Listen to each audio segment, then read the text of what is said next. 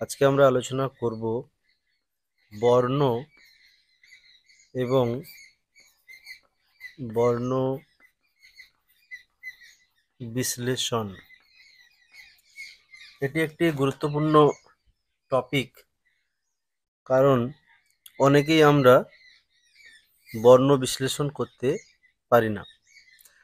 তো অনেকেই আমরা পারি, যারা বর্ণ বিশ্লেষণ সম্পর্কে যাদের কনফিউশন রয়েছে, আজকে আমি সেই কনফিউশনই এই ভিডিওর মাধ্যমে দূর করব। তো সর্বপ্রথম আমরা জানব বর্ণ, এই বর্ণ কাকে বলে। বর্ণ কাকে বলে না, ধ্বনির ধ্বনির লিখিত রূপকে ধ্বনির লিখিত রূপকে বর্ণ বলে। তো ধ্বনির যে লিখিত রূপ, সেই ধ্বনির লিখিত রূপকেই বর্ণ বলা হয়। তো সেই বর্ণকে আমরা সাধারণত দুই ভাগে ভাগ করতে পারি। এক নম্বর হচ্ছে স্বরবর্ণ এবং দু নম্বর হচ্ছে ব্যঞ্জন বর্ণ। তো আমরা সবাই জানি স্বরবর্ণ অ থেকে ও পর্যন্ত, এবং ব্যঞ্জনবর্ণ হচ্ছে ক থেকে চন্দ্রবিন্দু পর্যন্ত।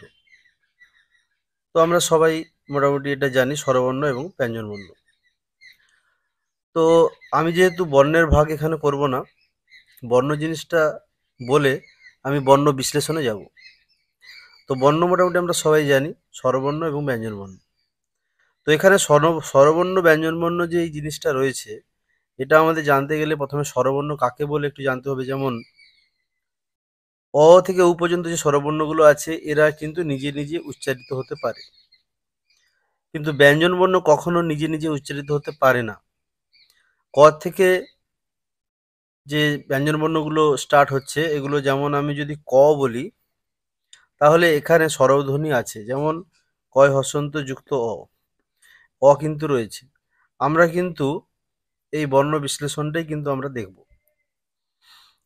তো একদম চলে যাচ্ছি বর্ণ বিশ্লেষণে।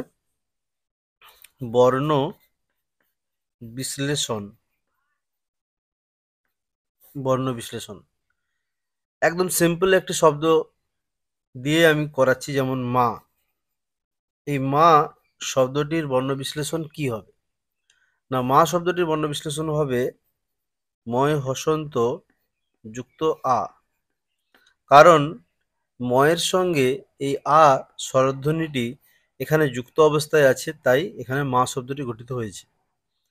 যদি আমরা বাবা শব্দটিকে বর্ণ বিশ্লেষণ করি, তাহলে হবে বয় হসন্ত যুক্ত আ যুক্ত বয় হসন্ত যুক্ত আ।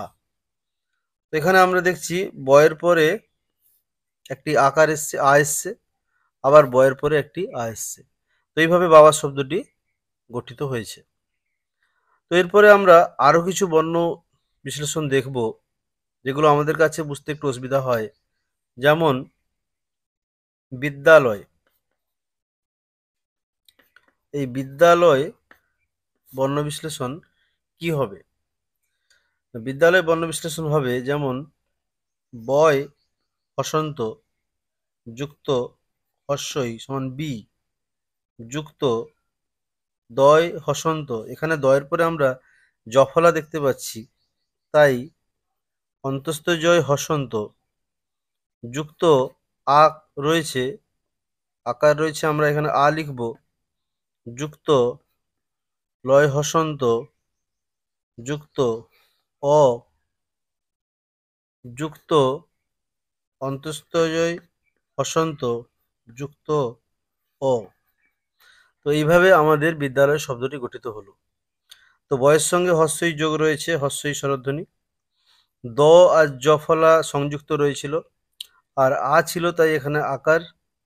লয়ের পরে হসন্ত ছিল না, তাই এখানে ভেঙে দেওয়া হয়েছে অ, আর অন্তস্থের পরেও অ। এইভাবে কিন্তু বিদ্যালয় শব্দটি গঠিত হয়েছে।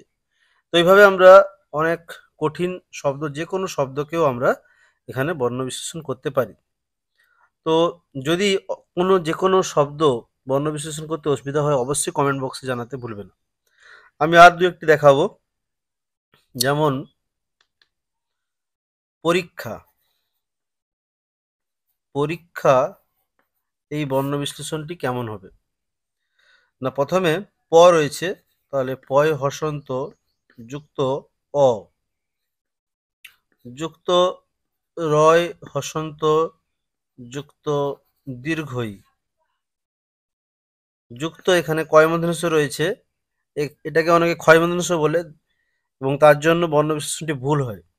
তো এখানে কয় মূর্ধন্য ষ লিখব, কয় হসন্ত, মূর্ধন্য ষ তার সঙ্গে যেহেতু রয়েছে, মূর্ধন্য ষ হসন্ত, তারপরে রয়েছে আকার রয়েছে, তাই আমরা এখানে আ লিখব। এইভাবে কিন্তু পরীক্ষা শব্দটি বর্ণ বিশ্লেষণ হয়। তো আজকে সিম্পলি দু একটি আমি উদাহরণ দিয়ে দেখালাম। তো আর যদি কারো সমস্যা থাকে, অবশ্যই তোমরা কমেন্ট বক্সে জানাবে কোন শব্দটা সমস্যা রয়েছে, আমি সেটা বিশ্লেষণ করে দেখিয়ে দেব। এছাড়া এই বিষয়ের অনেক আগেই আমি, 1 বছর আগেই আমি একটি ভিডিও করেছি, সেখানে বর্ণ বিশ্লেষণ পুরো টোটালি আলোচনা করা হয়েছে। তো যাদের একটু কনফিউশন ছিল তাদের জন্য আমি আবারও এটা নিয়ে আসলাম। তো পরবর্তীতে আরও অনেক গ্রামাটিক্যাল ভিডিও এই চ্যানেলে আসবে। তো সবাই আপনারা সঙ্গে থাকবেন। তো আজকে এই পর্যন্তই।